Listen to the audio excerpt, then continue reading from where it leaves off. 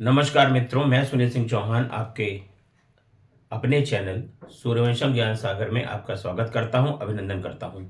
देखिए मित्रों, 11 फरवरी को आपकी परीक्षा है 2024 को समीक्षा अधिकारी की, और आप लोग अच्छे से पढ़ाई कर रहे होंगे।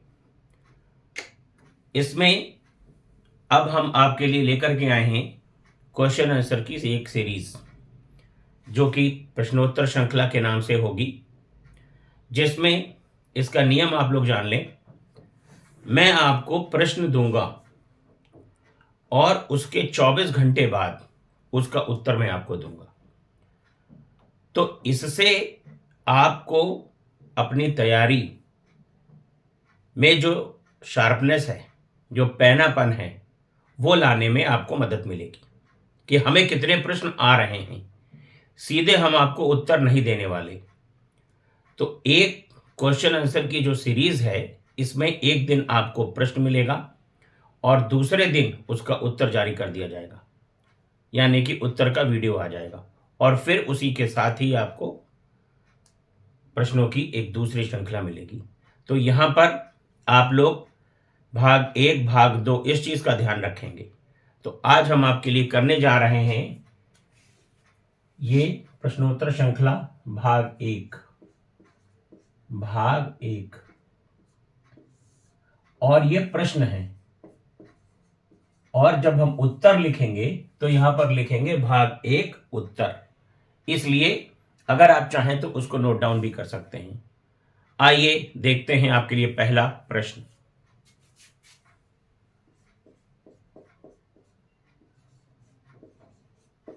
नर्मदा और ताप्ती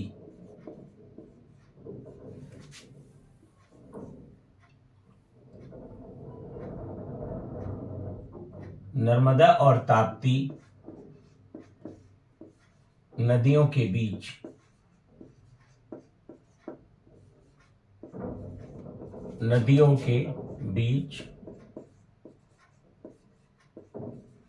कौन सी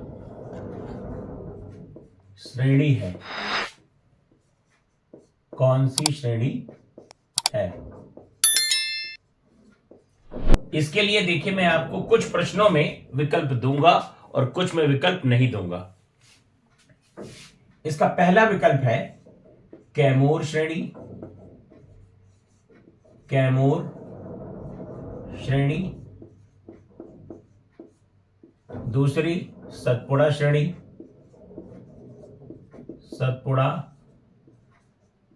श्रेणी। विंध्य श्रेणी। नर्मदा और ताप्ती नदियों के बीच कौन सी श्रेणी मित्रों पाई जाएगी? कैमूर श्रेणी पाई जाएगी, सतपुड़ा श्रेणी पाई जाएगी, विंध्य श्रेणी पाई जाएगी, या कोई नहीं, या इनमें से कोई नहीं पाई जाएगी।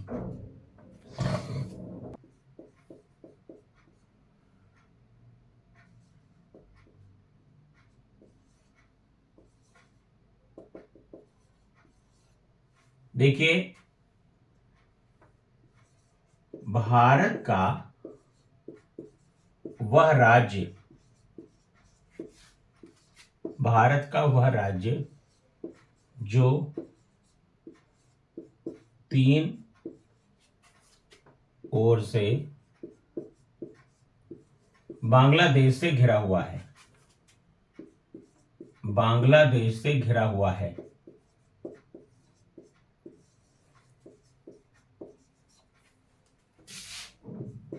बांग्लादेश से घिरा हुआ है। देखिए, इसमें विकल्प है मिजोरम,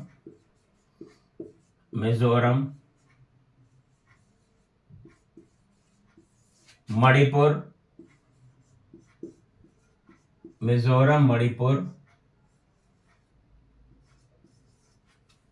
त्रिपुरा,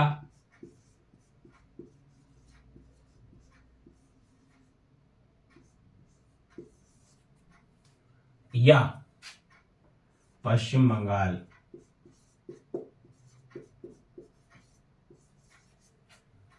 तो भारत का वह राज्य जो 3 ओर से बांग्लादेश से घिरा हुआ है वो कौन सा राज्य है? मिजोरम है, मणिपुर है, त्रिपुरा है या मित्रों पश्चिम बंगाल है।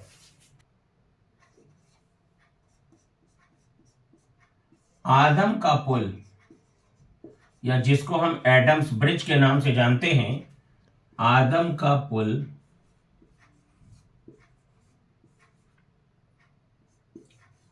किन देशों के मध्य है? आदम का पुल किन देशों के मध्य है? बहुत ही आसान प्रश्न है आपके लिए। इंडोनेशिया, इंडोनेशिया,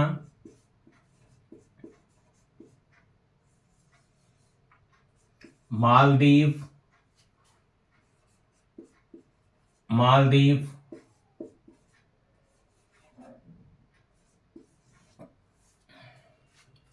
बांग्लादेश,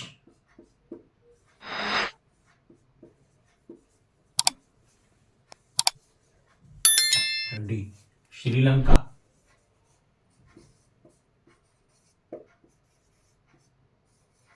इनमें देखिए मित्रों, भारत कॉमन है।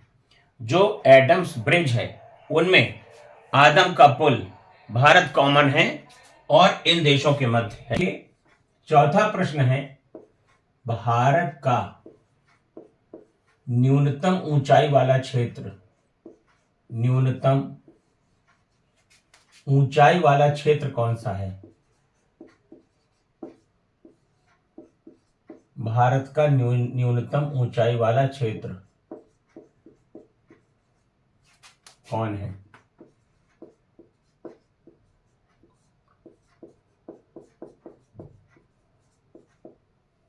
देखिए 11 फरवरी को परीक्षा है और तब तक हम आपके लिए 3000 प्रश्न जीएस के लेकर के आएंगे और 3000 प्रश्नों में से आपको अधिक से अधिक प्रश्न परीक्षा में मिले, यही हमारा उद्देश्य है। 3000 प्रश्न की सीरीज में आपको कराऊंगा। तो भारत का न्यूनतम ऊंचाई वाला क्षेत्र है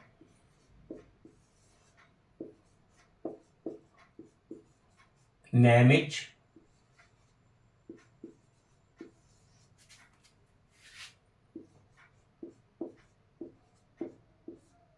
जोट्टानाड, किंगुलू, किंगुलू डी कुट्टानाड, कुट्टानाड। देखिए चौथा प्रश्न ये है कि भारत का न्यूनतम ऊंचाई वाला क्षेत्र कौन सा है? नैमिच है, जोट्टानाड है, कुंगुलू है या कुट्टानाड है। नंबर 5, दंड कारण्य क्षेत्र, दंड कारण्य क्षेत्र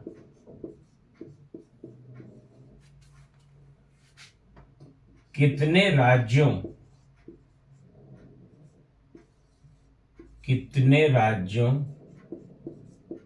में विस्तृत है? कितने राज्यों में विस्तृत है? विस्तृत है दंड कारण्य क्षेत्र। आपको मालूम है रामायण में दंडक वन का उल्लेख है और ये वही दंड कारण्य क्षेत्र है। तो पूछा जाता है कि कितने राज्यों में यह विस्तृत है? 1 राज्य में, 2 राज्यों में, 3 राज्यों में या आपका 4 राज्यों में। तो दंड कारण क्षेत्र, दंड करणियां जब आप एटलस खोलेंगे तो उसमें आपको मिलेगा। तो दंड कारण क्षेत्र कितने राज्यों में अवस्थित है? 1, 2, 3 या 4। कार्डिमम पहाड़ियां, कार्डिमम पहाड़ियां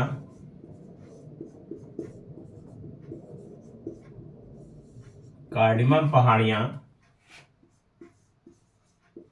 किन राज्यों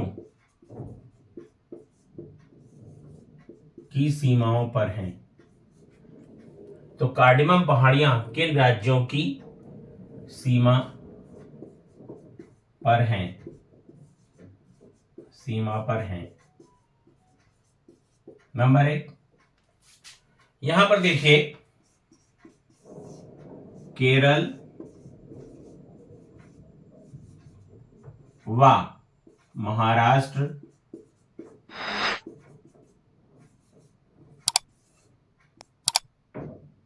तमिलनाडु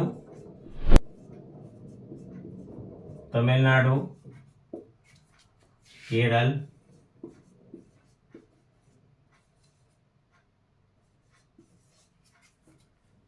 यूपी व एमपी,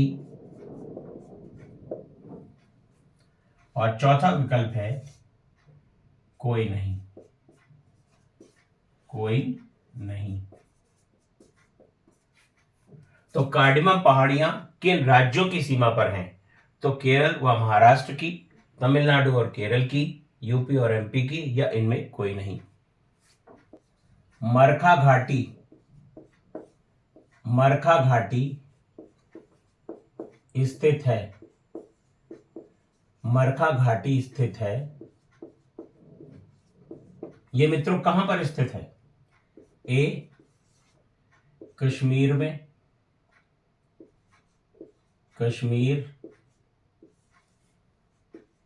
लद्दाख,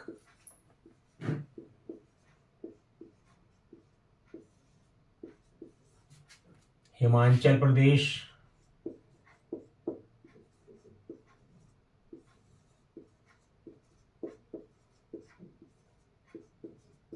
या मिजोरम। तो मरखा घाटी कहां पर स्थित है, ये आपको बताना है मुझे। सामने ये रहा, मालाबार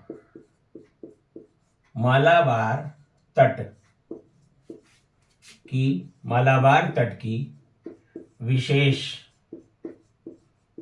स्थलाकृति क्या कहलाती है?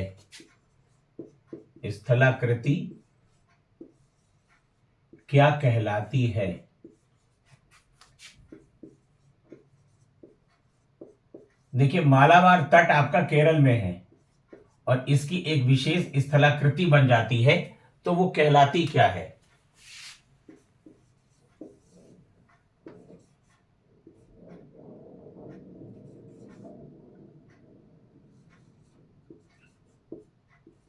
मानूची,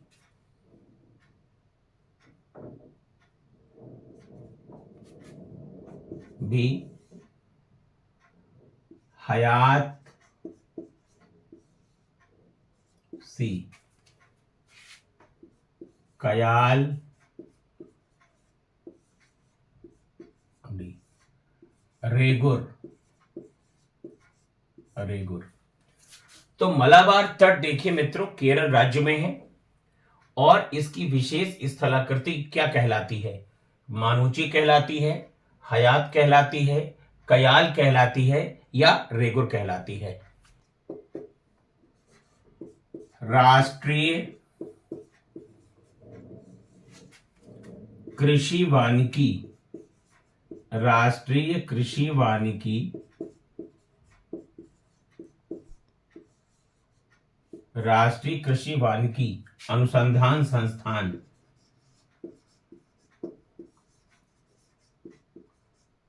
अनुसंधान संस्थान कहां पर है?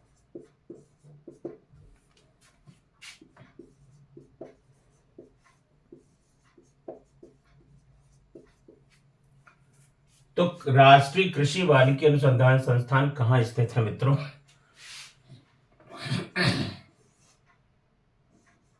जयपुर, बी, जोधपुर,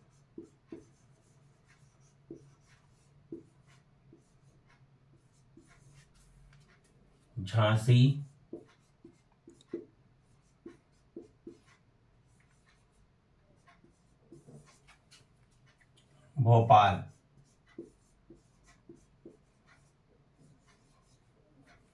तो राष्ट्रीय कृषि वानिकी अनुसंधान संस्थान कहाँ स्थित है? जयपुर में स्थित है, जोधपुर में स्थित है, झांसी में स्थित है या फिर भोपाल में स्थित है? भारत की जलवायु परिवर्तन, भारत की जलवायु परिवर्तन पर प्रथम राष्ट्रीय क्रिया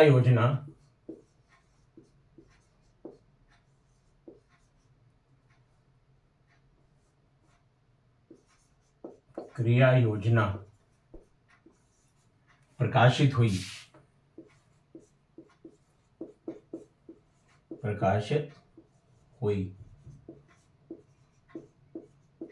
देखिए, भारत की जलवायु परिवर्तन पर प्रथम राष्ट्रीय क्रिया योजना कब प्रकाशित हुई? देखिए दोस्तों, ये एक एक प्रश्न आपको समीक्षा अधिकारी के करीब ले जा रहा है और इसको आप बहुत ध्यान से पढ़िए और जब मैं कल इसका उत्तर बताऊंगा तो इसको कॉपी में आप नोट कर लीजिए और रिवाइज करते रहिए। तो भारत की जलवायु परिवर्तन पर प्रथम राष्ट्रीय क्रिया योजना कब प्रकाशित हुई? 2008, 2014, 2020 या 1999। 2008 ईस्वी, 2014 ईस्वी, 2020 ईस्वी या 1999, ये आपको देखना है।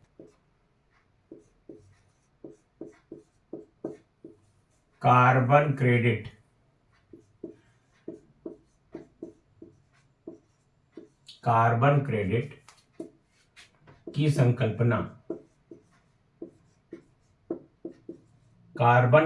की संकल्पना, उद्भूत हुई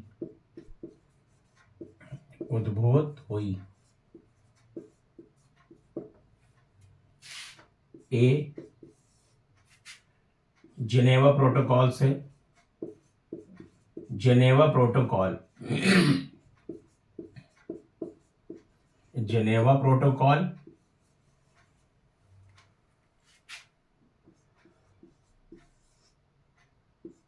Kyoto protocol, Kyoto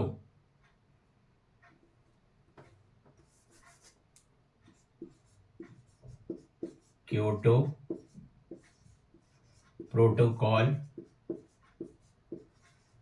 Geneva protocol, Kyoto protocol,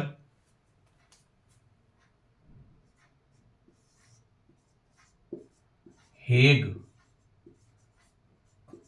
protocol,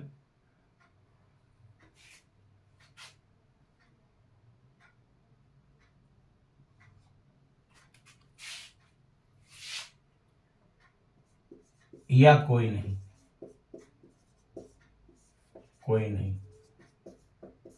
देखिए मित्रों, इन प्रश्नों के उत्तर आप हमें कमेंट बॉक्स में लिख करके देंगे और अगर आप कमेंट बॉक्स में उत्तर नहीं देंगे तो विश्वास मानिए मैं आपको इसका उत्तर नहीं देने वाला। पहले आप हमें उत्तर दीजिए। एक एक प्रतियोगी हमें कमेंट बॉक्स में उत्तर देगा, यह हमें अपेक्षा है। क्वेश्चन नंबर 13 देखिए,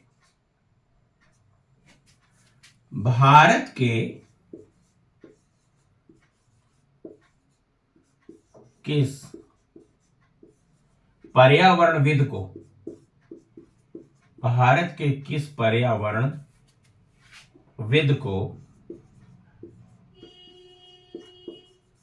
जल पुरुष कहा जाता है? जल पुरुष कहा जाता है।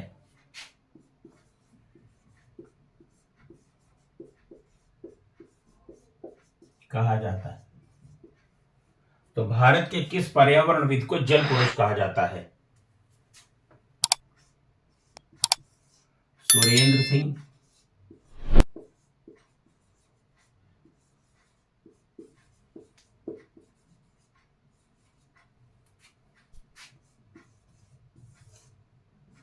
कैलाश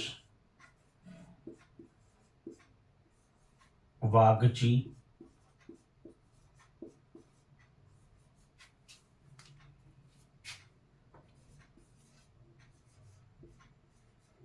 राजेंद्र सिंह या Philip D'Costa, Philip D'Costa, Philip D'Costa. तो भारत के किस पर्यावरणविद को जल पुरुष कहा गया है? सुरेंद्र सिंह, कैलाश वागची, राजेंद्र सिंह और फिलिप डिकोस्टा को।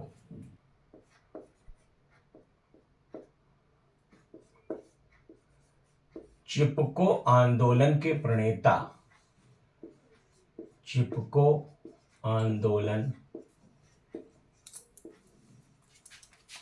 के प्रणेता कौन थे? कौन थे?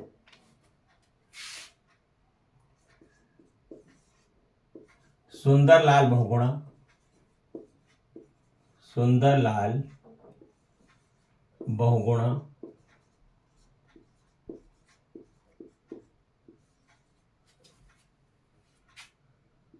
वंगारी मथाई, वंगारी मथाई,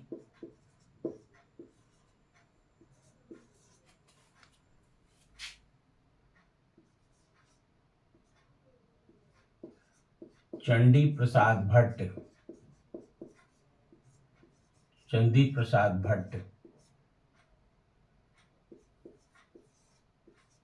सभी। तो चिपको आंदोलन के प्रणेता थे सुंदरलाल बहुगुणा, वंगारी मथाई, चंडी प्रसाद भट्ट या सभी। कौटिल्य का अर्थशास्त्र,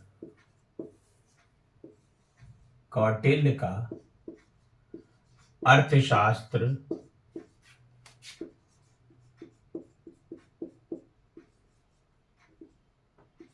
कितने अधिकरणों में विभक्त है?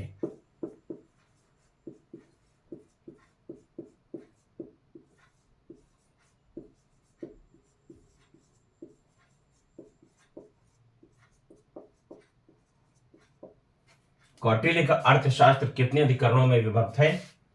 देखिए, 16, बी 14, सी 15 और डी 21। तो कौटिल्य का अर्थशास्त्र कितने अधिकरणों में विभक्त है मित्रों? 16 में है, 14 अधिकरणों में, 15 अधिकरणों में या 21 अधिकरणों में?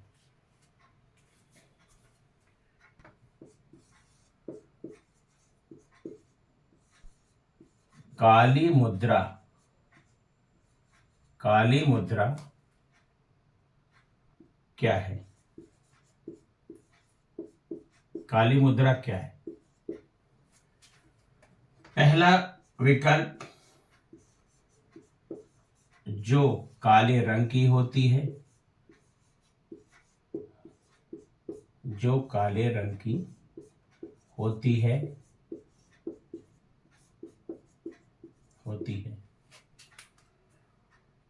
बी अवैध आय, अवैध आय,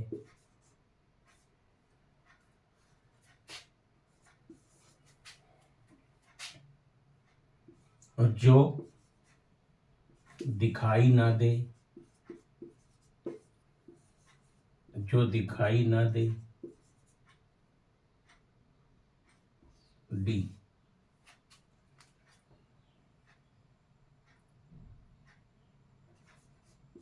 नकदी रहित, नकदी रहित मुद्रा, नकदी रहित मुद्रा, नकदी रहित मुद्रा। तो काली मुद्रा क्या है? जो काले रंग की होती है, जो दिखाई ना दे, अवैध आय या नकदी रहित मुद्रा। इनमें से जो भी हो आप हमें कमेंट बॉक्स में लिख करके बताइए। Planning and the poor, planning and the poor, planning and the poor के लेखक, प्लानिंग एंड द पुअर के लेखक कौन है? कौन है? Number 1 professor Amartya Sen,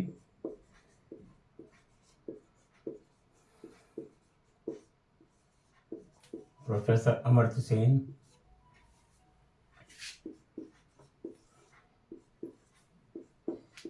V S. Minhas,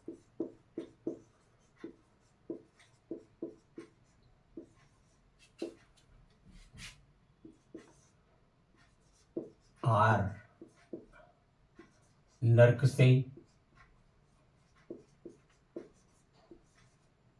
D कोई नहीं।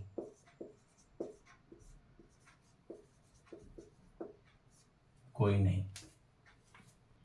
सत्यम समिति, सत्यम समिति का संबंध,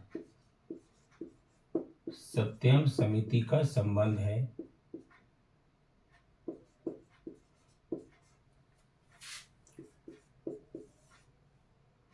खाद्य नीति,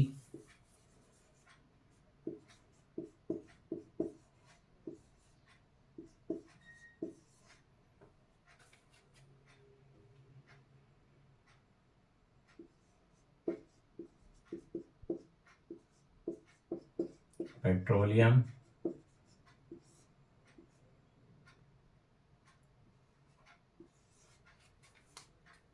वस्त्र नीति,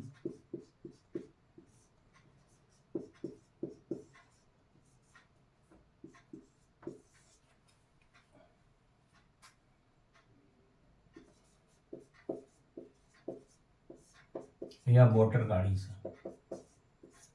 तो देखिए जो सत्यम समिति है इसका संबंध किससे है?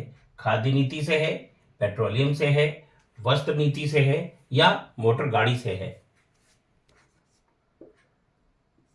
पुंडी नामक, पुंडी, PUNDIS,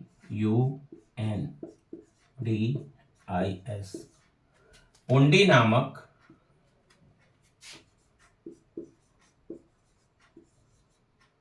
तैरती ठोस भूमि पाई जाती है, ठोस भूमि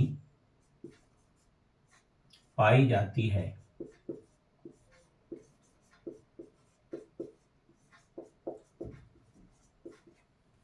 तो पुंडी नामक तैरती ठोस भूमि कहां पाई जाती है मित्रों? ये आपका त्रिपुरा, मणिपुर,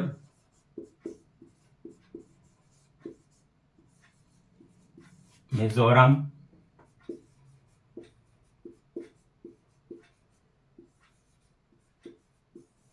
या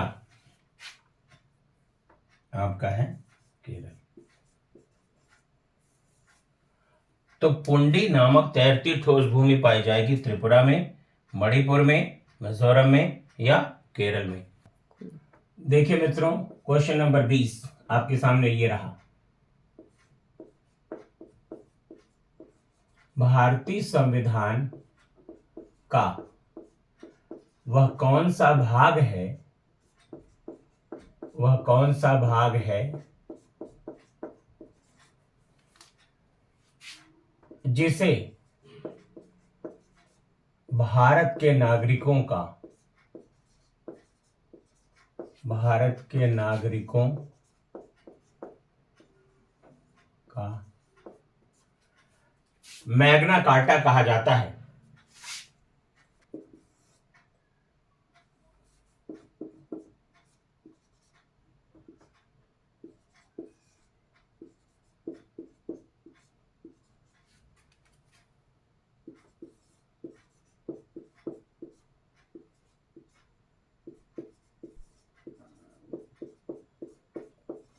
देखिए, संविधान का वो कौन सा भाग है जिसे भारत के नागरिकों का मैग्ना कार्टा कहा गया है?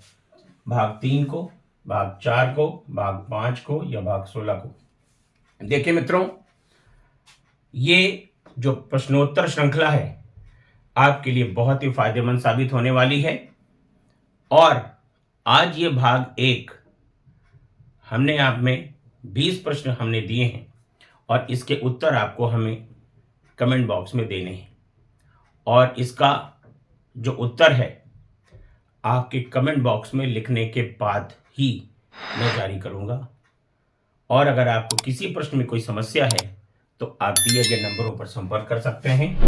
नंबर है 9120810141 7380554404। बस मित्रों, देखते रहिए और कमेंट बॉक्स में कमेंट करते रहिए। आज के लिए इतना ही।